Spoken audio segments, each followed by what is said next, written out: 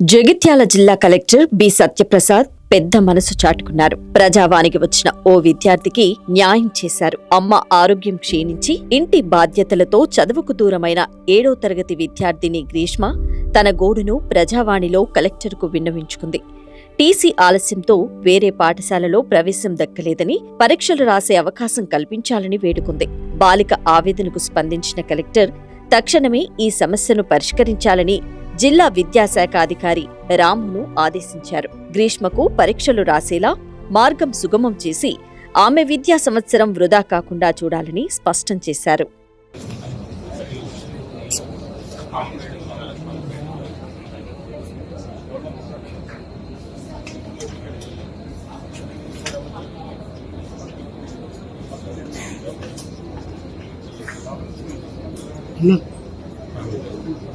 దిగువని వల్ల కనబడతలేదు.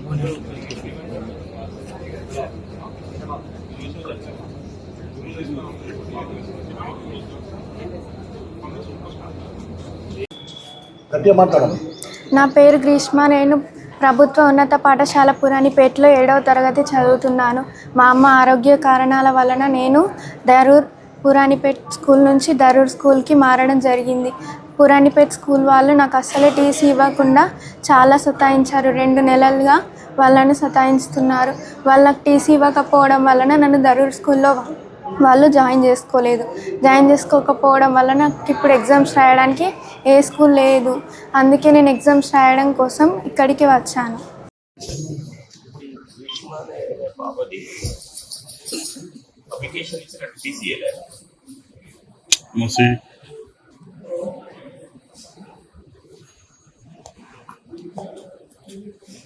మరి ఇప్పుడు అడ్మిషన్ తీసుకోవడానికి దాఖలు ఉంది అక్కడ వేరే చోట.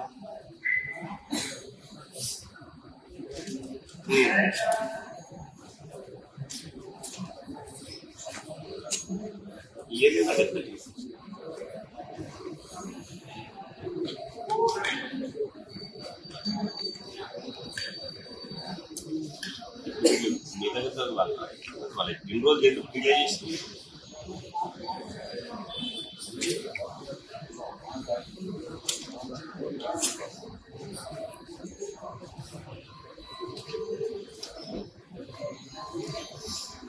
ఇప్పుడు ఎక్కడ పంపించారు మీరు?